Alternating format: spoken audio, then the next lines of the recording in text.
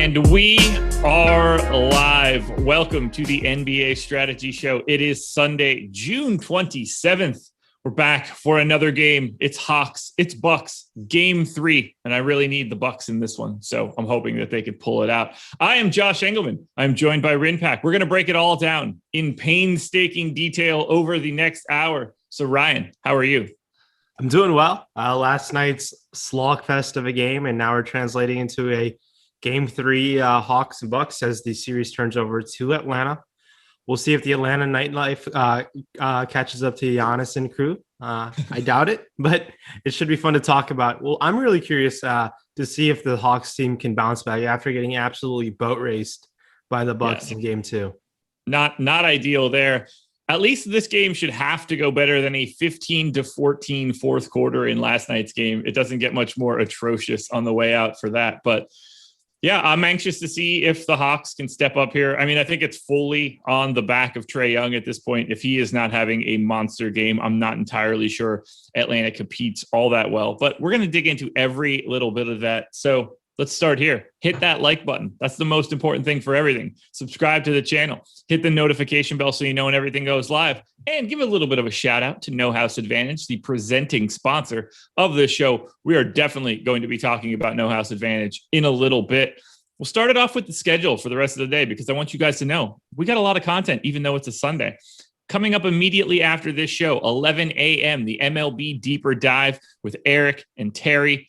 That's 2 straight hours of MLB content because at noon Eastern time, MLB Live Before Lock with EMAC and Max. So you're getting 2 hours of baseball coverage on Sunday. And then coming up later tonight, 7:30 p.m. Eastern time before tip-off of this NBA game, NBA Live Before Lock, Eitan and Eric breaking it all down one last time for an hour before we close out this weekend, as we normally do.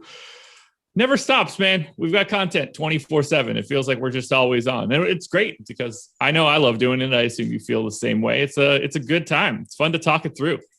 Definitely. And it's I know these one game slates, obviously breaking it down in detail. It's kind of fun. It's in its own way. We get to try to touch on every player who's going to touch the court.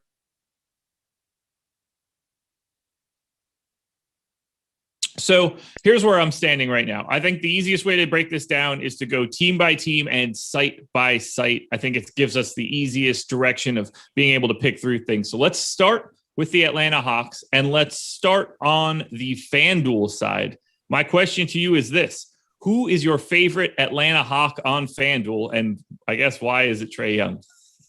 Yeah. I mean, Atlanta Hawk Trae Young makes a ton of sense. But just we got to look at that price tag. He's only $500 cheaper than Giannis, which makes things a very interesting decision points. It's going to come down to you. Do you think Trae Young can outscore Giannis outright? If you think that can happen in this type of matchup, go for it. I don't think that's going to likely to happen. I think we saw the adjustments they made on Trae Young. He was absolutely flustered. And as ridiculous as it sounds, I believe he might have been the highest scoring Hawk fantasy point scorer in game two, barely, potentially, just under John Collins, maybe. But yeah, I think in terms of raw points, it's him. I think Clint Capella should be able to bounce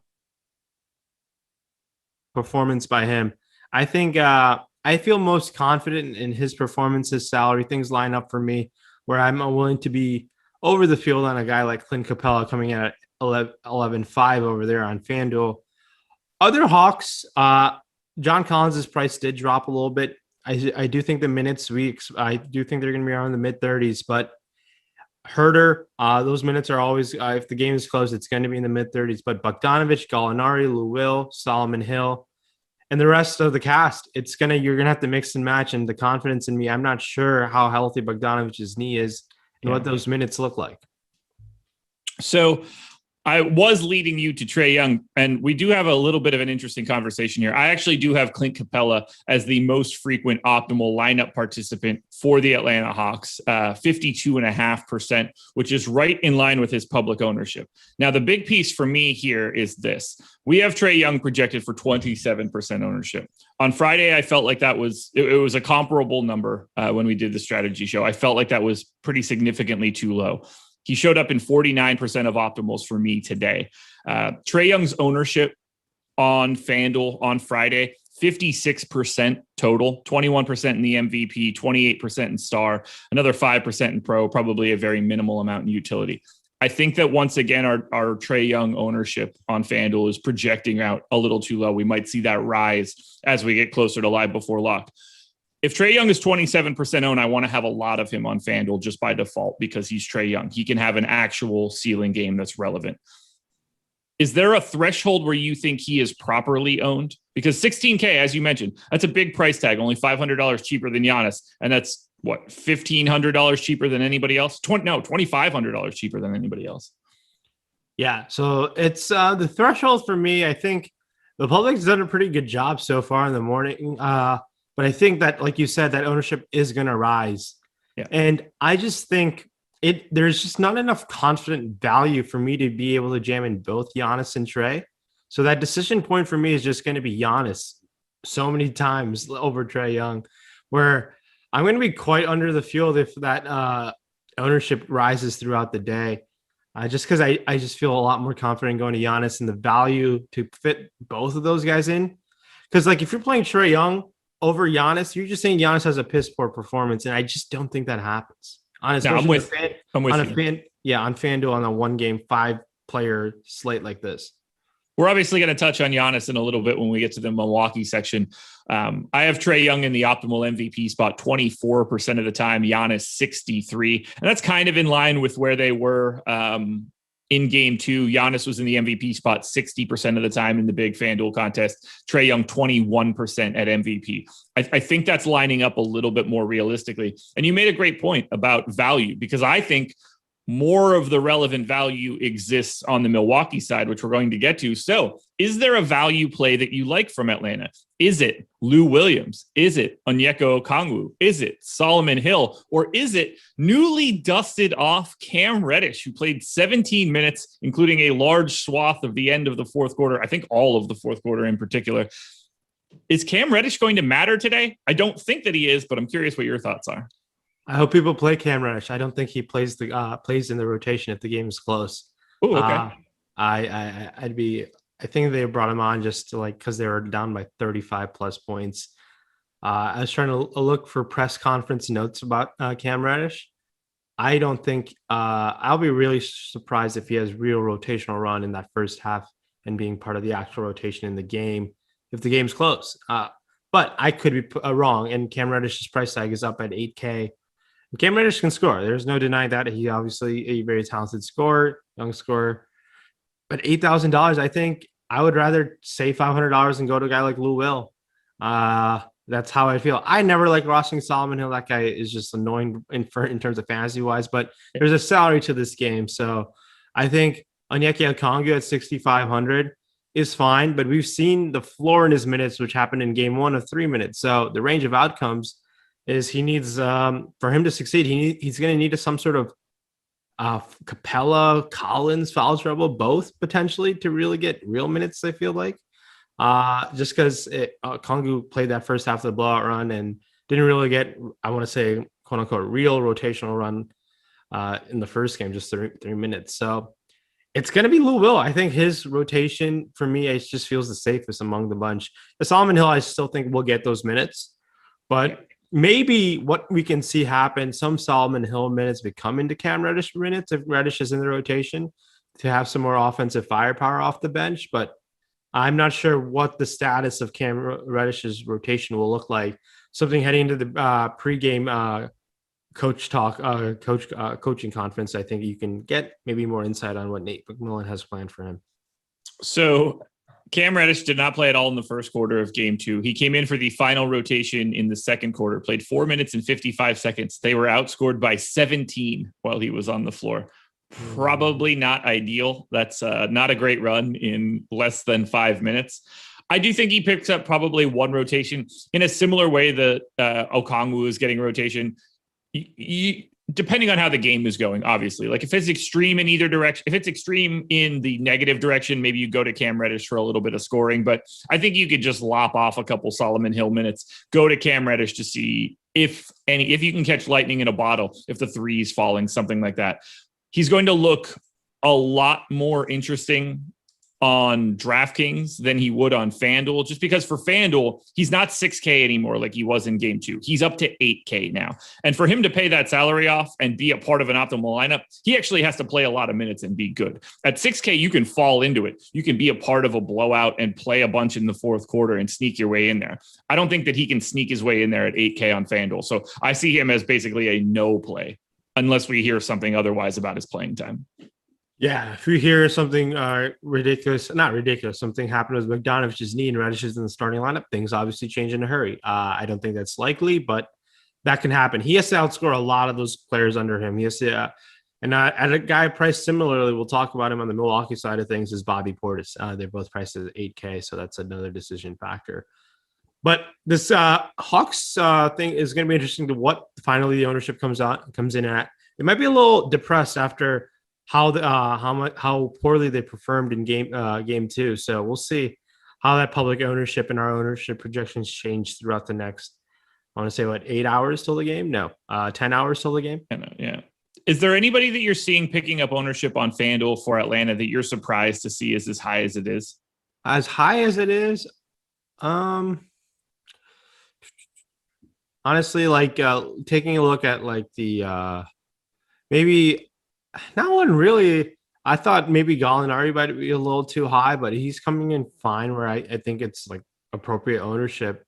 I think everyone's pretty spot on. The thing with Bogdanovic, he's just been such a question mark. You can consider that high, I guess, because he's just not been good fantasy-wise, not been good offensively.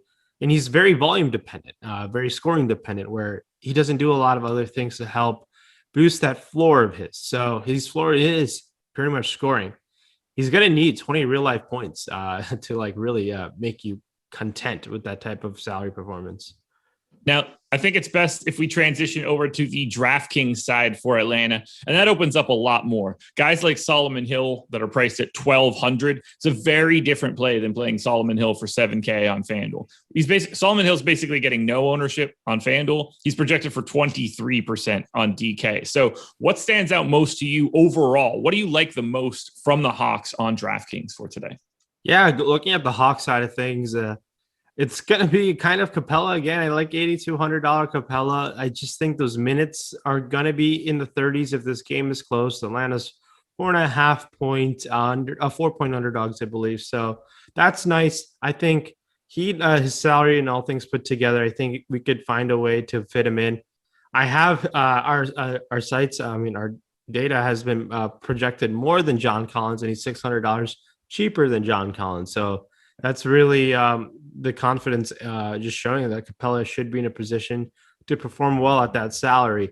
Other cheaper options, I know you jumped on to Solomon Hill, I believe at $1,200. As crazy as it sounds, I think I'd like to spend those extra $600 for a guy like Lou Will, just because I think Lou Will can get you potentially 15, 16. Well, Solomon Hill needs to put on a career performance to get you 16 fantasy points. But $1,200 does open up a lot for you. $1,800 also does open things up for you. We haven't seen a Gallinari type of game in this series. He had a couple of them in the Philadelphia series where we saw a high 20s fantasy point performance. So to say that I'm going to start chasing a Gallinari minutes game where Collins potentially gets in some sort of foul trouble and Gallinari can get going offensively off the bench, I think I'm willing to take that risk on. I like that price tag for him. And Gallinari is someone, think on these showdown slates, I look for guys who can get you 30 fantasy points at a pretty cheap at that showdown price tag. If he gets you 30 fantasy points, you're going to be doing pretty well with Gallinari. I like that Lou Will shout for that extra $600. We have Lou Will and Solomon Hill only separated by about 7% in ownership. Solomon Hill at 23%, Lou Will at 30. I think Lou Will's number should be more like 40. So I'm happy to go a lot heavier onto Lou Will on DraftKings. Okongwu seems fine at that flat minimum 1,000. I mentioned that Cam Reddish is probably a better option on DraftKings than he is on FanDuel. And in a way, I agree with that. But he's also $5K on DraftKings today, which is a very, very difficult price tag to justify. Not someone that's getting any public ownership. If you have Cam Reddish, you're probably, and he is in an optimal lineup, you're probably going to win that outright on your own, given that current ownership. How do you feel about 14% ownership going to Trae Young in the captain spot? He's the only guy north of 7% from the Hawks. Yeah, I think that's fine. Trae Young being a stud, I think whenever like there's a stud who has a ceiling of what we saw 70 plus fantasy points, I think that's fine. I'm not too excited about it. I'll probably fall in a little bit under a little bit. I think Trae Young had that game and it's not going to happen yet again in this series. I think we've seen that ceiling game. Not to say game two is going to be more of a likely outcome. I expect him to perform much better than he did in game two. He's at home. But I got to give credit to Budenholzer. They eliminated that Trey floater outright. It just didn't happen in game two, which is kind of how he got going all of game one in the previous playoffs. So now what adjustments do the Hawks make to make sure Trae Young gets more looks, better looks? Is he going to be more aggressive to the foul line? Little things like that. He's not going to, I mean, we'll see what it looks like overall, but he's an okay captain option. I think there's an opportunity cost on missing out on per se Giannis. Antoine Murphy says, well, guess I'm winning tonight. Got plenty of Reddish on DraftKings. That makes me feel a lot better about the data that I've got, considering that I wouldn't play him at all with any chance whatsoever. Makes me feel a lot better that Antoine is getting quite a bit of Cam Reddish. That should be a profitable move on my part. Is there anything else you want to touch on from Atlanta on the DraftKings side? Anything that stands out to you? Guys that are massively under-owned, guys that are massively over-owned, either direction. So, on the Atlanta side of things, it's John Collins might come in. Actually, yeah, John Collins at our projected ownership, I think he might be a little under-owned just because if he avoids foul trouble, minutes are going to be in the high 30s for him. And he's played really, really well, to much of my surprise in terms of fantasy production. So Collins is someone that you could take your chances on and kind of being a tad bit under-owned. Otherwise, everyone else kind of priced appropriately. There are not many pricing mistakes on the Atlanta side of things on DraftKings, in my opinion. How do you feel about that? Do you think they're mainly priced appropriately? Is anyone that stand out like a severe mispricing in this situation? I mean, I think John Collins is a little overpriced, and maybe Clint Capella a little underpriced. Like, we've got Clint Capella for twice as much ownership on DK as we do for Collins. I only have Capella projected for like 2.5 fantasy points more, but just because of the way that the salary is breaking out and the public ownership is bearing this out as well, like just more people are going to Capella. If you move those salaries a little bit closer to each other, that would become like a real interesting like coin flip opportunity at that salary. For now, it just sort of makes John Collins look a little bit more interesting in large field GPPs, just as a pay up to be contrarian-ish option. Yeah, that's what I was kind of going to say. Yeah, paying up for Collins will be contrarian just because I think people will, obviously our ownership is indicating that, more likely spend down to Capella and use those $600 elsewhere. I feel like we haven't said his name yet, and if you have, my apologies.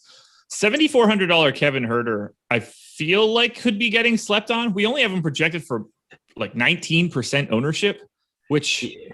It's Kevin Huerter. Like, I get it. And that price tag doesn't feel correct for him. It's no longer Kevin. It's Kayvon. Oh, yes. Yeah, well, it's only Kayvon when it's good, I think. Yeah, Kayvon Huerter, $7,400. I think we saw that game 7, game 6 performances, and he's came down to earth in a hurry. So, but I like that he takes double-digit shot attempts. Anyone who's going to take double-digit shot attempts in a showdown format, you got to have some sort of interest. $7,400. Game stays close. His minutes are going to be in the high 30s, so mid to high 30s, barring any foul trouble. So, yeah, I think if you think Trae Young continues to get bothered, I was talking about this in the previous game 2 live before lock. Expect the ball not to be in Trae Young's hand as much. If they're going to focus on him, there's going to be other guys who are going to be taking the majority of the shots in the game. Guys like Huerter, Bogdanovich, Gallinari, and if they're going to really frustrate Trae, and Trae has to be more of a facilitator than a scorer, the ball is going to be in those guys' hands where their ceiling starts to increase and their floor potentially increases as well. I want to hit on Christopher Burnham's question. He said, how do you feel about Collins at MVP on FanDuel? I would never play Collins at MVP on FanDuel. Yeah, that's a bit too risky. I think a lot of the public just saw DeAndre Ayton's performance and they're willing to take some chances like that. For Collins to outscore Trae Young, Drew Holiday, Chris Middleton, and Giannis in this type of game environment, all those guys need to get ejected, fouled out, and then some. So Yes, Collins has super block upside, but even then, if he puts on a 5x5 performance, Giannis still can outscore him more times than not. And it doesn't matter even if Collins falls like half a point behind him, you're still going to need that half a point on an 2x multiplier, a scoring site like FanDuel and Yahoo. Yeah, same page. He showed up in the optimal MVP spot 0.5% of the time for me. That's just never going to be a spot that I'm getting to. If it's not Giannis or Trey Young, I mean, I have the aggregate between the two of those guys at 87%. You need a very specific outcome. Otherwise, it's going to be Giannis. It's going to be Trey. It almost has to be. Anything else for DraftKings? Not on the Atlanta side of things. I think we touched on guys who are pretty much going to touch the floor potentially. Cam Reddish will be the interesting rotational piece today and how many minutes he actually gets. So I'll be curious to see what Nate McMillan decides with him. Outside of that, I think we touched on everything. All righty. Well, I think now we should probably touch on our sponsor. That would be No House Advantage. Whether you're trying to play NBA, MLB, NFL is coming, PGA, you can do that. They've got it all. And lucky for you, particularly for this NBA stuff, boy, do we have the goods for free. Doesn't cost you a cent. Go to awesomeo.com, browse to No House Advantage stuff, and you could look at our No House Advantage projections. We rank every single prop of its likelihood to succeed. It's not going to get much better than that, and it's not going to cost you a cent. But it does get better than that because we also offer optimal lineups. You don't even have to do the work. We have it all prepared for you. And you can use the promo code Awesemo when signing up. Get yourself a $20 instant match deposit bonus when you use that promo code. So it's a free 20 bones. You might see a little bit of overlay, and we are making lineups for you.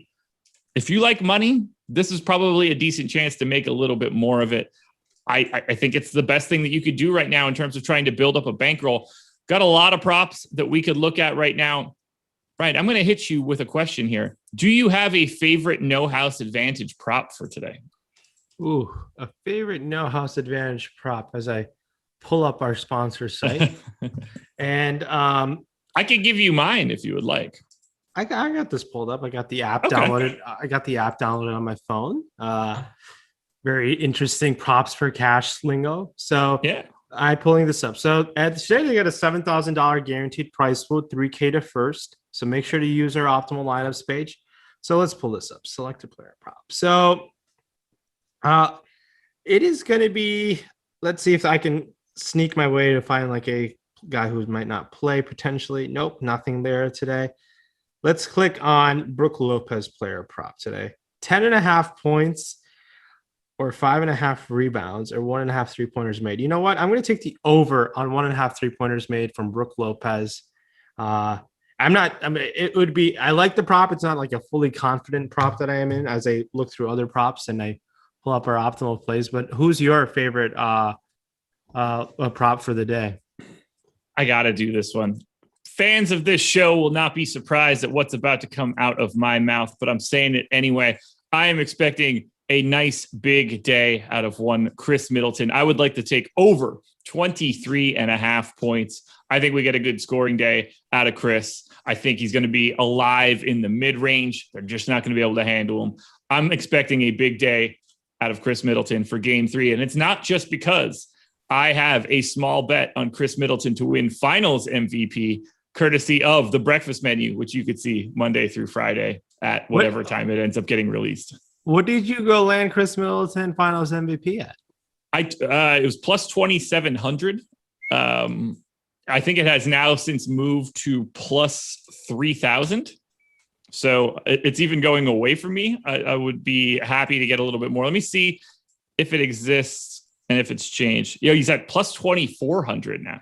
Okay. Very nice. Well, I'll take it. Very nice. And take advantage of our optimal lineups page. That will update throughout the day based on any news or anything. And it's very simple to use. I think if you just, it's similar to CSV uploading on other sites as well. It'll do the job for you. You can pick your lineups from there. You can sort out what type of, where you want your confidence level rating from 10 to 1 points on this lineup page. Take advantage of it. There's a ton of different props that you can take advantage of. So it'll be fun to use. Shout out No House Advantage. Thank you for being the presenting sponsor of the NBA Strategy Show. And now we are off to talk a little bit about the Milwaukee Bucks, and we will start on FanDuel. We can get this one out of the way really quickly. Giannis Antetokounmpo is the best MVP play you can find, and it is not particularly close. Do you have any disagreements? Yeah, I think his brother is a lot better. I'd rather play Thanasis at MVP than Giannis. No, I kid. Giannis is an absolute smash MVP play. That is not any hot take. I like going to Giannis, and Giannis is continuing to freak all over this Atlanta team. He was on his way to a triple-double or double-double. He just missed out on it last time out. He's being involved in the facilitating end. He's just playing outstanding fantasy basketball for us and real-life basketball as well. Giannis 16-5. Yes, a definite priority for me to find a way to get him in that MVP spot. Okay, I asked you this question, I believe, the last time we did a show like this. I'm going to ask it again. We have Giannis projected for 100% ownership on FanDuel. If you knew for a fact he was 100% owned, would you fade him? No, I wouldn't fade Giannis. I'm not. I like taking risks, but I take a risk elsewhere, and I just let it ride with I feel confident Giannis should eat and dominate. So Giannis, I will be on that 100% train, and the field is accurately on its way to making a correct decision, I think. So there are limitations at the upper bounds of this. I'm willing to admit it. I have him in the optimal 78% of the time. Now that does feel a little low to me. I think that there's probably it's probably in that 90 to 95% range where someone could always get hurt. There are things that could happen to make you not get there. I think we could all, Jokic had one of those games in the middle of that series. 78% feels a little bit too low for me. I think it's probably somewhere realistically in that 90 to 95% range. But man, having the information of knowing that he was in every lineup would be a very interesting data point. I would really like to see, obviously this is impossible, but I would love to know that it was 100% and see how different DFS pros approach to that information. Like if it was 100% outside of just, the 10 top ranked guys or something, someone's going to take a shot and not have it. It's probably Sean, actually. Sean's known for playing, lower projected stacks back in the day for baseball. I haven't looked at it as of late because I haven't been in the baseball realm, but he feels like he'd be one to be taking that shot. So here's the thing. I mean, I guess, will I be on 100%? I'll be very close to it because I remove Giannis from I don't play him in the utility spot pretty much ever in the situation. And you'll see the field will have a few percent in the utility spot with Giannis. It's just, I don't know why there's maybe some merit to doing that. I was just like, okay, if he's not going to be in the top 3, I won't play him in the utility spot. So that might shy off. Maybe I'll fall 95, 96% just because as a mix and match, my ownership's according to that.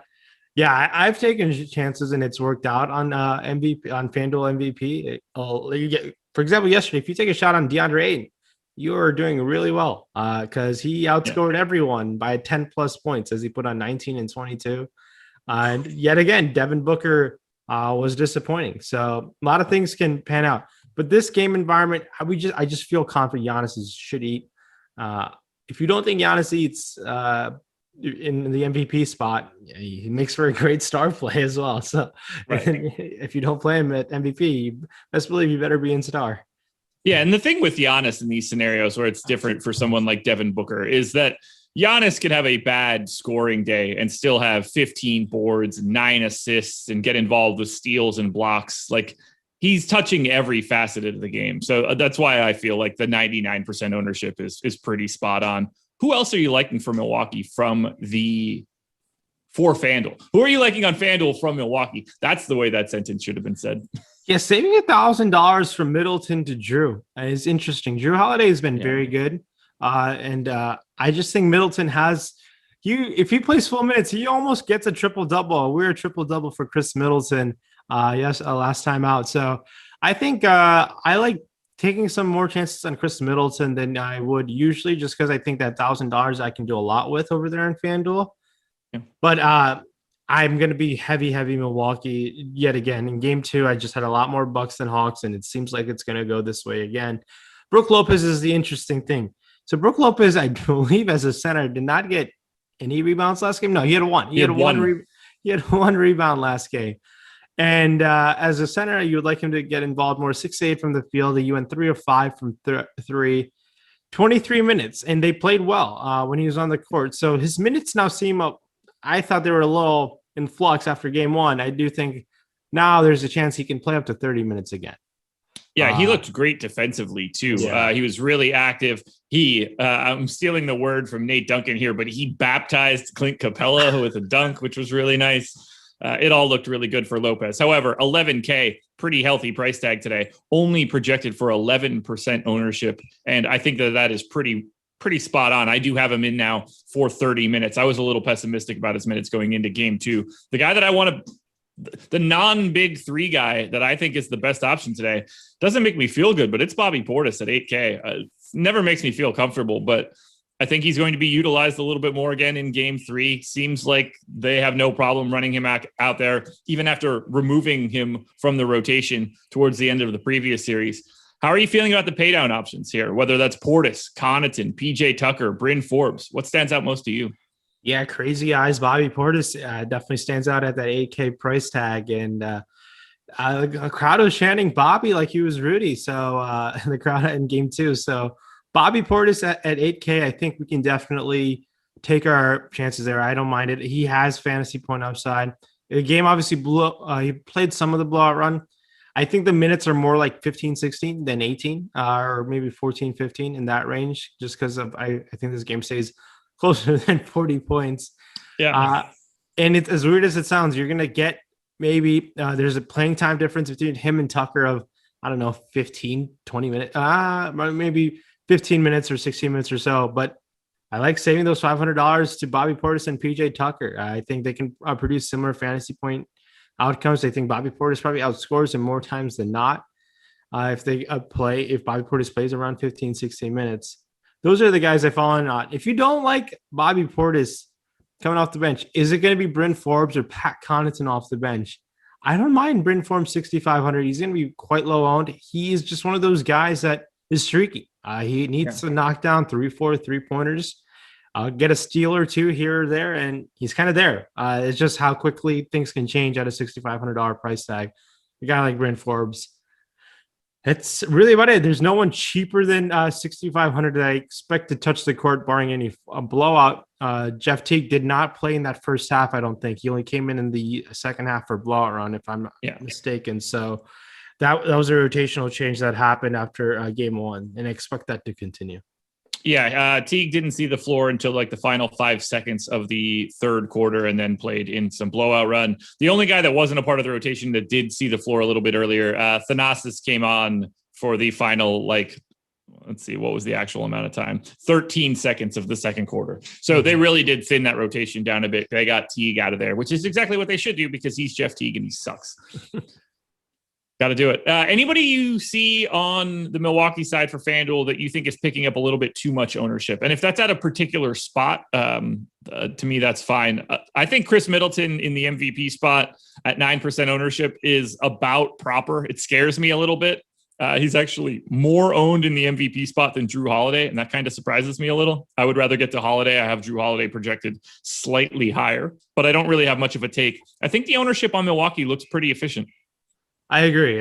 And you can make an argument any ownership outside of the Milwaukee Big Three, and if any other Milwaukee guys have any MVP pro or MVP or pro ownership, you can say that's a bit too high. Okay. Then we move it along to DraftKings, and that's where things start to really open up. No surprises here whatsoever. Giannis, the highest projected owned captain, as he should be. He is 12K, projected for about 33% ownership in the captain spot. I would happily have a little bit more. I think he's just on a different planet here. You want to do anything different with Giannis today? No, nothing different. If anything, just finding ways to get him in there. Giannis should be sensational, and he put up 48 and 3/4 in 29 minutes. If this game stays close, plays 36 minutes, he's going to well on his way to 60 plus, as we have that projected for him. I'm going to make sure it's a priority to just find those extra dollars to go Giannis over Trey. That's just how I feel. I like Drew Holiday's price tag as well. We'll talk about him, but yeah, Giannis is an absolute monster, and it's tough not to love him on this one game DraftKings slate. So we've got Chris Middleton projected for about 10% captain ownership. Same story for Drew. I agree with both of those numbers. Is there a guy that you think is not getting any captain ownership that you would be willing to take your shot on? Who stands out to you that isn't a major guy from the Bucks? A major guy that is on the Bucks, I will take my chances on in the captain spot. So we talked about this last time. The opportunity cost missing out on those raw points is really crucial. If for some reason, like they all have depressed games, and like, let's say a guy like Brook Lopez just gets absolutely scorching red hot from the field. I like taking some chances on a guy like him.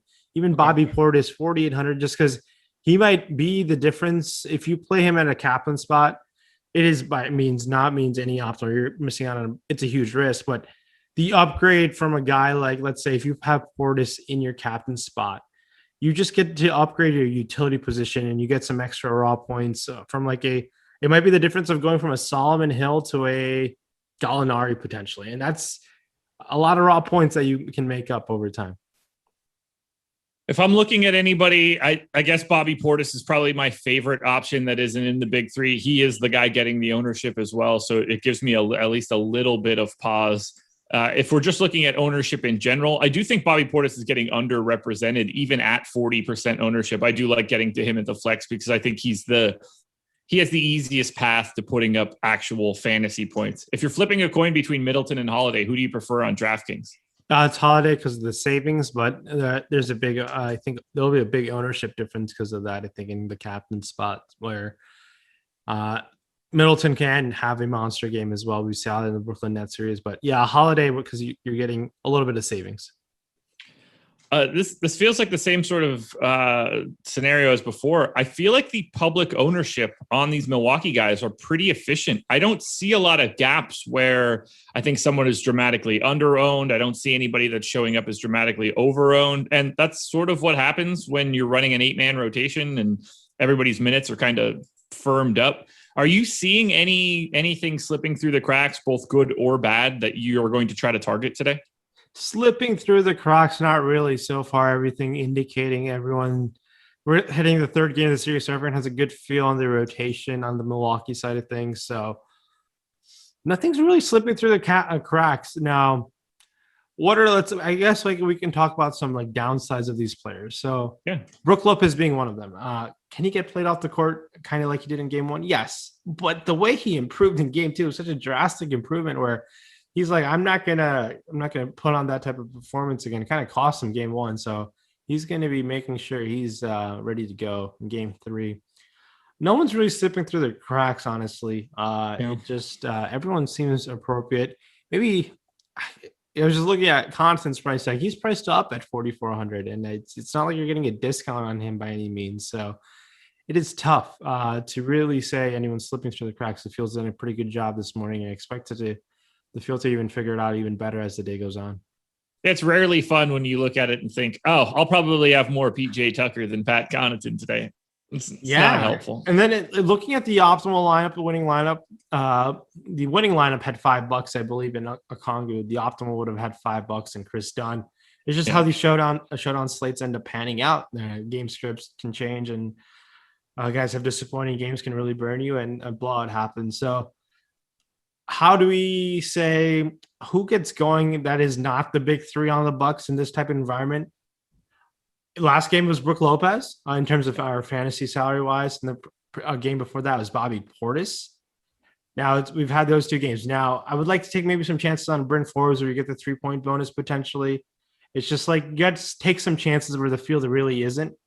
It's the constants are always going to be there, but where you really separate yourselves, it's like outside of constants. It's like those last two utility spots, mixing and matching those utility spots as how it ends up happening. So I think yesterday it was Mikal Bridges who bounced back, and him outscoring Reggie Jackson was the difference of you coming in first and 16th. And I know this because I came 16th.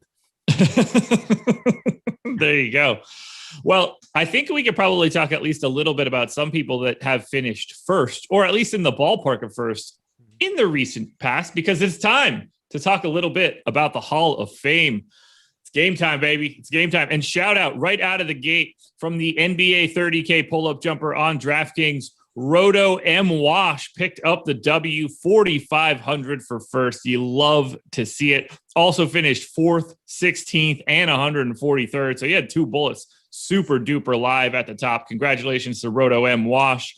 We've also got, Peter Hanley, man. This dude just cannot stop winning. We have one screenshot in here. I believe he won twice yesterday. One of them was for like $50K. I could be wrong, but picked up $14,800 for last night's game. Ayton in the captain spot. George, Paul, Bridges, Mann, and Zubats. Just incredible, man. This guy is winning over and over and over again, and I love. He's the hottest daily fantasy sports player in the game, and it has been amazing to just see him just rake in the cash over and over again. It's he's been on an absolute tear. Yeah, it's really, really crazy. Every single day we're getting another screenshot with him at the top of the heap. So kudos to Peter Hanley. Baseball, some sort of number in Slack. I can't remember. It feels random. It's not. What is it? Is it like baseball 28 or baseball 26? Yeah, great. I think 36 or 86, something like that. I can't even remember right now. Either way, you'll see him at the top of every contest you enter. I promise you that. Shouts to Jake Hari, 10K. NHL. You got to love it. He's owning the NHL content right now, and he is owning the top of the leaderboards.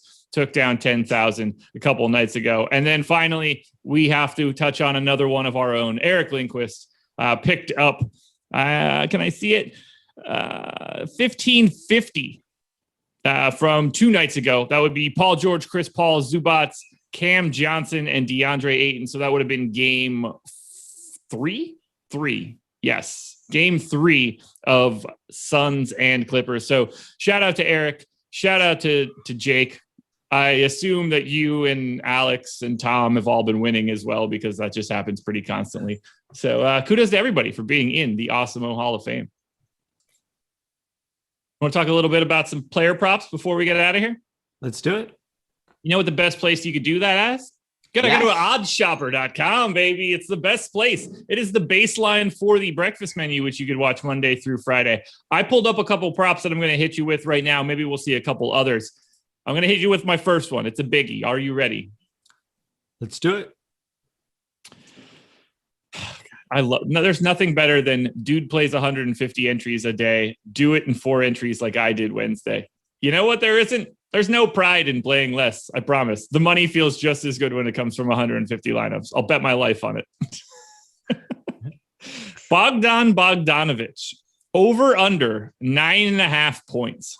Oh, it's such a good line. I'll take the over just because I think that knee is getting a little better and he can play 24 minutes. And if they're going to bother Trey Young, Bogdanovic is going to be shooting the ball. So I'll take the over. 53.7% expected ROI for over 9.5 for Bogdanovic per OddsShopper. It is the best points prop you can find by using the tool. You got to make sure you're shopping around. Make sure you get a better line if you can. But that is the best individual player prop for points that you can find. Now we'll move it on to rebounds. Clint Capella. This is a big number. Over under 12.5 boards for Capella. Oh, Clint Capella. Over under 12.5 rebounds for Capella. I will take the over on Capella. Rebounds. I would also take the over. It concerns me a little bit. Minus 128 on the line, but still the 3rd best expected ROI for the over on Clint Capella. So I'd happily go that direction. Now we'll touch on a couple of points plus rebounds plus assist props. Drew Holiday at 33.5. How are you feeling about that one for today? 33.5 points, rebound, and assist for Drew Holiday. It's pretty darn good. Yeah. I'm thinking this. I'll take the over. But it's like very close. I'll take the over, right? Like really, really close though.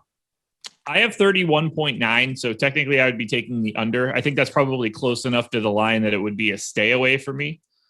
How about this one? Kevin Huerter, 19.5 over under points plus rebounds plus assists. Kayvon Huerter. Under. I'll take the under on Kayvon Huerter. Oh, we're flip-flopping again. I've got him at 21.5. Give me the over on Kayvon tonight. Which I don't like that because I think that the Bucks win this game. And I think if Kevin Huerter has a big game, they're probably in it. But I will take the over for Huerter. And it was 19.5, you said? Yes. Yeah, it's close. It's yet again very, very close for me, but yeah, take the 10. Let's hit you with one more. This is the big one. We'll call it anywhere in the 52.5 to 53.5 range. Points plus rebounds and assists for Giannis Antetokounmpo. 53.5. So it's over. The best line you can get on the over is at 52.5. The best line you can get on the under is at 53.5. Wow. Pretty efficient. Yeah, it's pretty darn efficient. It would be like a stay away from me, but I have it at just a tad under. I have it at 53 on the dot. So the smack middle of 52.5 and 53.5. I would not be touching either side of that, considering there's juice on both ends. But I just thought it was really crazy that out of the 52.5 and 53.5, I have it smack dab at 53. So not touching that one at all. 34, 12, and 6.5 as a baseline line in the Eastern Conference Finals. Dude is nuts. Yeah, he's nuts. Absolute monster. One more to go. This one's kind of wild because there's a pretty big gap. I don't think anybody really knows how to make this line. Would you rather go over 9.5 points plus rebounds plus assists for PJ Tucker or under 11.5? God, that's so brutal of a decision point to make. I will take the under 11.5. Just because. Oh man, yeah, I'll take the under.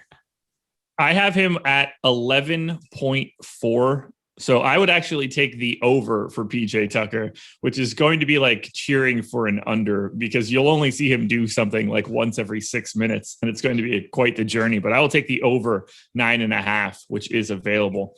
The final question I have for you today, we took a look at some of the props at Odd Shopper, which is great. We took a look at some of our favorite props from No House Advantage. Also great. By the way, if you want to listen to this show and you're not a big YouTube person, you don't want to watch the show physically. I mean, I don't know why you would want to do that. Rinpak and I are fantastic looking gentlemen. You should be wanting to look at us as much as you can. You can get the podcast feed. We have a podcast feed for every show that we do that is at least not specifically time sensitive, like a live before lock. Or if you're just looking for specific sport feeds, you can subscribe to those as well. So if you only want the audio, anywhere you get your podcast, you can subscribe. Here's the big question. Who wins tonight? Milwaukee. I agree. Do you think it's close? The Closer line is 40 points, yeah. Would you rather take Milwaukee giving 4.5 than Atlanta getting 4.5? I think so. I'm pretty bullish on Milwaukee at the 4.5. The adjustments they made were pretty suffocating for that Hawks team. So, yeah. I'll take Milwaukee and those points on Milwaukee side of things. Did you see Budenholzer was up 40 and he challenged? I didn't see that actually. Yeah, he challenged a foul call of 40 points as the third quarter expired. Coach Bud, man, what are you doing? All right, one final question for you, and this one's kind of a bigger one. I don't know if you're ready for it or not. We both think that Milwaukee wins this game tonight. What are some of the changes you think you could see in game 4 if Milwaukee does in fact win this game and go up 2-1? If Milwaukee goes up and wins the game, I wouldn't. I guess maybe a starting lineup change could happen. Yeah. I don't know if they would be willing to move Capella off remove him from the starting lineup and go not super small. Collins can definitely operate at the 5 in this type of matchup, but insert more offense in Gallinari to the starting lineup would be my thing. Is because like Trae Young and Kevin Huerter and Bogdanovich has not been a factor because of this injury. So that would be the adjustment I think they could potentially do. But I don't know. Nate McMillan's one of those guys. He's always been very stubborn with his rotations, dating back to when he was in Indiana. And you never saw much changes. He would always, whatever the strict rotation of Sabonis and Turner, was always going to be that, regardless of however he felt. And I think that's probably why he lost his job there, just because he wasn't willing to like change things up a little bit. But yeah, I think, I don't know. I 90% chance. I don't think there'll be a starting lineup change. I just think it'll probably a 10% chance. Outside of that, maybe we get more Reddish or maybe more firepower off the bench outside of Solomon Hill. I don't know. They really can't do much. They should be continue to getting. They should continue to get steamrolled. I'll tell you what they're not doing. And that would be what Intrigue the Incredible just said in YouTube chat, which was they need to put Dunn on Holiday to make him work on offense. If they need to dust off Chris Dunn at this point in time, after basically not playing this entire season, I don't think dusting him off for the Eastern Conference Finals in legitimate minutes is going to be the spot for Chris Dunn. I'm a big Chris Dunn stan. I liked that signing because I liked the idea of him playing alongside Trae Young, taking up a more difficult matchup. Chris Dunn ain't ready for that one right now. I was obviously the free agency signings for them worked out. I was not the biggest fan of all the types of signings they did. I just felt like they made a bunch of copies of the same player and they just signed him. And like they have a lot of depth. Obviously, it worked out, but I was not the biggest fan of their offseason. I felt like they could have done a lot of other things potentially. Chris Dunn played 45 minutes this regular season. Yeah. And has not played a legitimate minute in these playoffs outside of garbage time. If you played him over on Nicky Okongwu, you would have won everything. I know, that's ridiculous. And which, by the way, you should never have played him. There's a 0% chance you'd luck into that one. Okongwu was the only 1K guy that you could be like, all right, well, this one makes at least a little bit of sense. Or I guess if Reddish was 1K, that made some sense too, since at least you knew he was active. He's not going to see the floor. That's just not going to happen. It will be very bad. The Bucks will be able to just defensively for the Bucks. If Chris Dunn is on the floor, it's going to be a very easy defensive. Does Hawks team have any pending free agents except Collins? So obviously Collins is a restricted free agent, and in terms of at this point, now that they are into the Eastern Conference Finals, they're going to match whatever comes in. He's not going anywhere. Maybe they would do something for a sign-in trade. I wouldn't expect that. But before, I didn't think he was coming back to Atlanta. Now I think he is. Tony Snell comes off the books this year. He's making $12 million right now, which is amazing. Lou Will, also a free agent. Neither one of those guys are going to be coming back to Atlanta. I mean, Lou Will could, but I would doubt it. He was about to retire. He's gonna go eat some chicken wings, that's for sure. Brandon Goodwin is the only other restricted free agent. Solomon Hill is unrestricted. So the core of this team, Gallo is back. Gallo, by the way, the most expensive Hawk. Bogdan Bogdanovic, the second most expensive Hawk. Clint Capella, they're all under contract for the next 2 years after this. That'll all change when Trae Young gets hit with that max. Yeah, so Trae Young he is eligible for that max right now. That would kick in 22, 23. They don't have the cap room to extend him now. So next year would be the final year, but 38, 55, Hunter still under contract. I don't think they're going to be in any position to be any sort of legitimate free agent players. Yeah. Interesting. Yeah. Okay. Yeah. So yeah, what you see is what you got here. I think they signed John Collins to a near max deal, and then somebody is probably going to be. I mean, that Gallo contract's looking pretty rugged right now. You've probably thought this through. We haven't had a chance to talk about this, but if Ben Simmons is not a member of the Philadelphia Sixers, where is he playing basketball opening night? I mean, Portland is like the obvious answer. The cap it works out too good for all the money and everything, right? I pitched the idea of Indiana. I don't know how well that would work out, because the answer to the question has to be somewhere that Philly gets something back so they can continue to contend. Because they're not just like they're not trading Ben Simmons just to get off of Ben Simmons. That's not happening. I think he's probably still in Philly. I think so too. I think there's just not. Daryl Morey is not going to trade someone at the lowest. No. Yeah, and it can work out. I think he could fix that shot and be legitimate again. I don't know. I'm still a stan. Yeah, I started thinking about some sort of like Ben Simmons to Oklahoma City for like a Lou Dort, Kemba Walker type package where you get a defensive wing that can do a little bit of stuff. You get that sort of creator on the ball, but I just don't know where Kemba Walker's value and health is right now to like make a deal like that happen. Cause you're going to need a ton of salary coming back in some way. I don't really know what that's going to be. Mm-hmm. It's a tough time to trade Ben Simmons right now. He could end up in Golden whatever State. It is. It's got to be a trade that Daryl Morey thinks he's winning, and he's not taking a step back in championship equity to do so, and that's what makes it really hard. When he made the Westbrook trade, his hand was forced to make that trade, right? He did more not or less. He did not. It doesn't strike me as a move that Daryl Morey would want to make. Yeah. Okay. Yeah, that makes sense. But that's always fun chatting about that. But I think time's up. John Roy, Pacers need a center. Turner is not the answer. That might be the worst take of the day. That might be the one. That might be the worst take of the day. On that note, I think we got to get out of here because if I have to read any more Miles Turner slander on this show, I'm not going to be able to take it. So, Ryan, any final thoughts before we get out of here?